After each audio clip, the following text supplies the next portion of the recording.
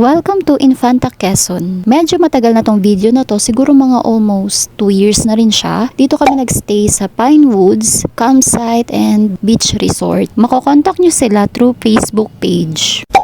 Available din sila for tent pitch in. Ayan, pwede kayong maglagay ng tent. Eto, nung dumating kami ay Friday, kaya parang konti lang yung mga bisita. Yung kinuha namin ay good for 2 person. Dati nakuha namin siya ng 1.5, pero ngayon ata ay 2.5. Pero meron silang mga bagong room na nagre-range ng 2,000. Bali 2 years ago pa naman to. Ayan, queen bed, tapos malinis siya. Sa tapat ay ito. Ang ganda ng garden yan, mga grass. Tapos sa unahan niya, meron parang mga, hindi siya pine tree, hindi ko alam ang tawag. Parang mukha siyang pine tree na puno. Tapos sa unahan niyan, ito, may mga cabanas, or ano bang tawag dyan? Kubo. Yan, pwede kayo mag-rent sa kanila yan. Tapos yan, beach na. Sobrang bait ng owner nito. Humble, ayan. Pagkarating nga namin, ayan, pumunta na kami ng beach. Tapos, nagmaganda. Takbo-takbo. Push mo yan.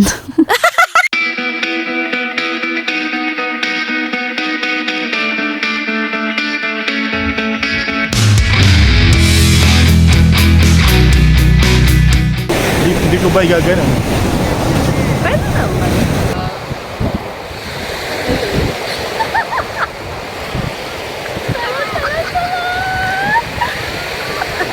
Ayan, wala kasi kaming drone, pero may dala kami na tripod.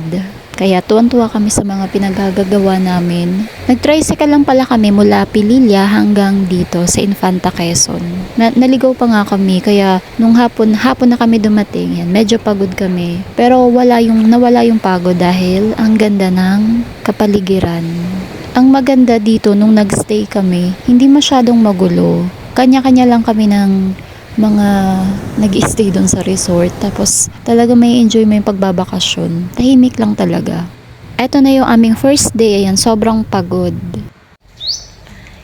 Nung kinabukasan, dahil naka-tricycle naman kami, pumunta kami ng bayan. Ayan, doon na kami kumain.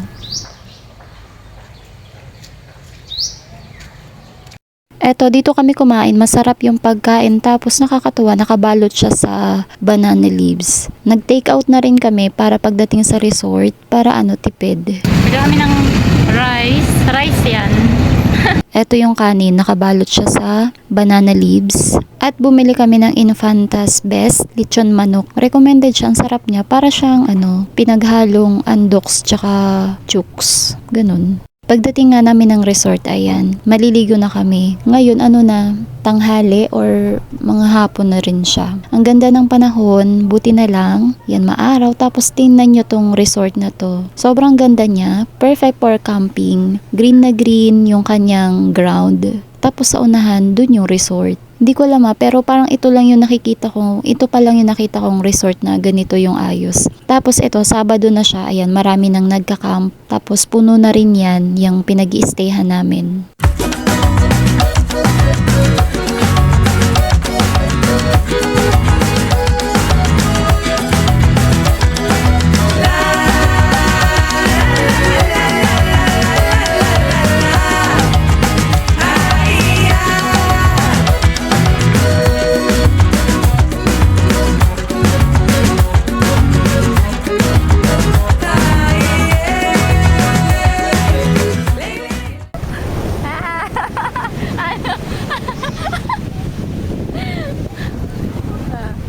Pagandahan lang ko.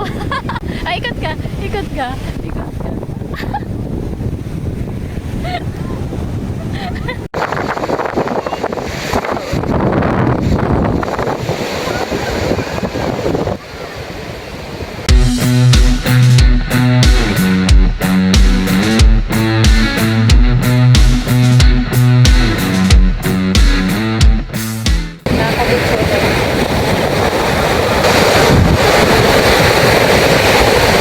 Pag lumingon ka, akin ka. I found a love for me. Pag lumingon ka, akin ka. I found a girl, beautiful.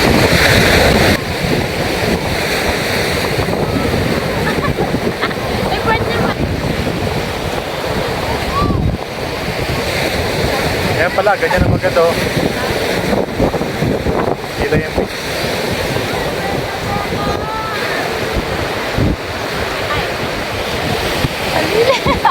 One, two, three. Tapos, punta ka malayo.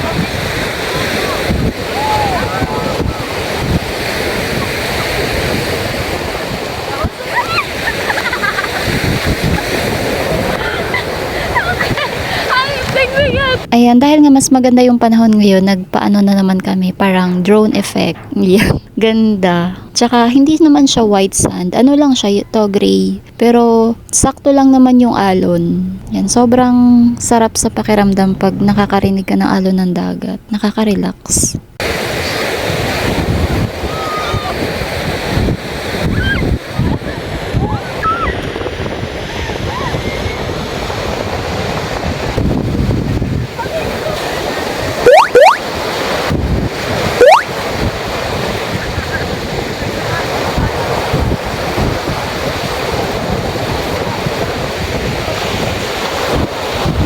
Tapos sabi ko, gawa tayo ng mga video. Ayan, pabalik-balik kami sa paglalakad. Kunyari, stolen. Tapos yung mga nasa likod namin, umurong na lang yan hanggang sa tapat ng camera kasi ganun talaga pag maalon.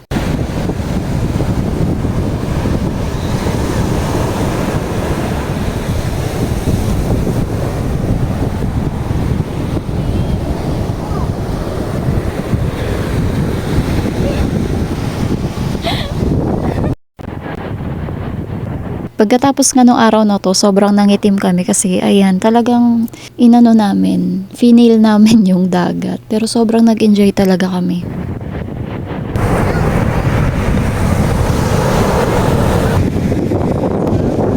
₱500. Bigla pa na. Ngayon. Ayan. May ano. Video yan. Sa may...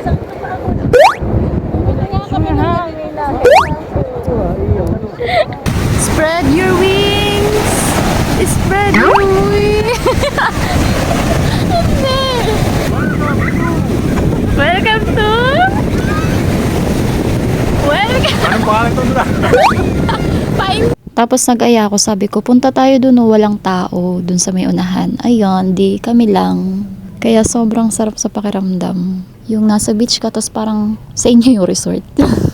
Birthday ko pala to. Ayan, gumawa kami ng parang sand or yung nag-ukit kami ng 30. This is my 30th birthday. Dito naman. Hindi ko alam pero siguro dahil malayo kami sa dagat, ang expensive magdagat. Ayan, nag-enjoy namin yung aming second day. Naligo lang ng naligo. Kamusta naman ang pa-bonfire natin dyan? Tapos nung gabi, wala lang pa bonfire lang. First time ko lang to. Next time, mas maganda. Charis. Ang maganda din sa resort na to, ganyan siya paggabi. Hindi lang ma-justify ng camera ko, pero maganda siya paggabi. Eto na yung third day. Buti nagising ako bago mag-sunrise. Ayun, naabutan namin yung magandang pa-sunrise. Ayun na tayo.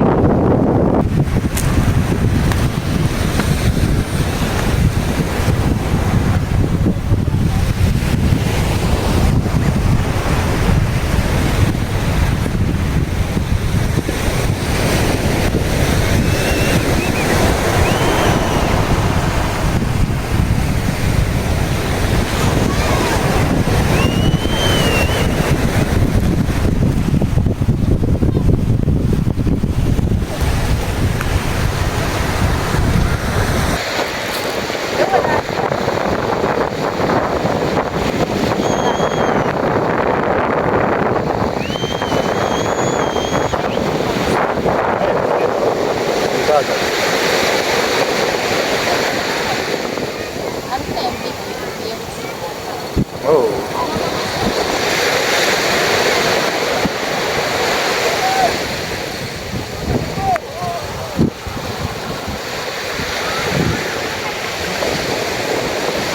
Ayan, uuwi na kami. Mga basa. Ay, apple.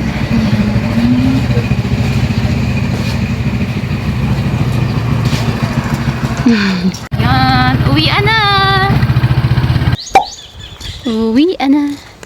Masaya ka ba? Pwede na.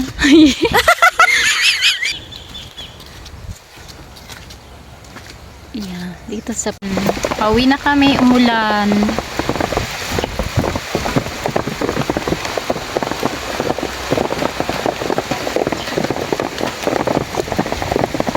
Uwian na.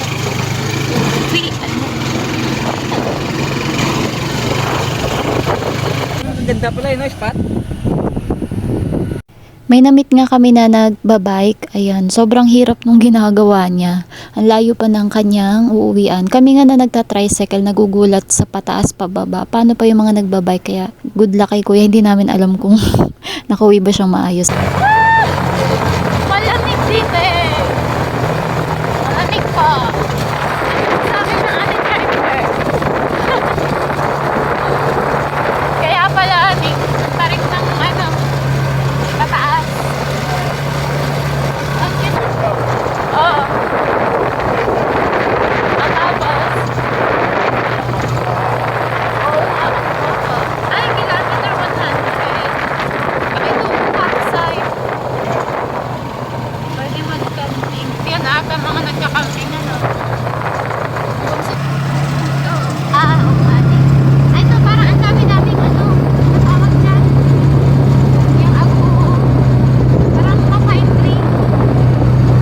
Tignan tayo dito. Parang bagyo-bagyo. Dating. Oo. Pwede ba?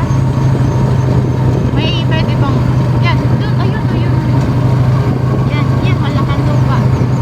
Itong mga pine trees. Ayun na.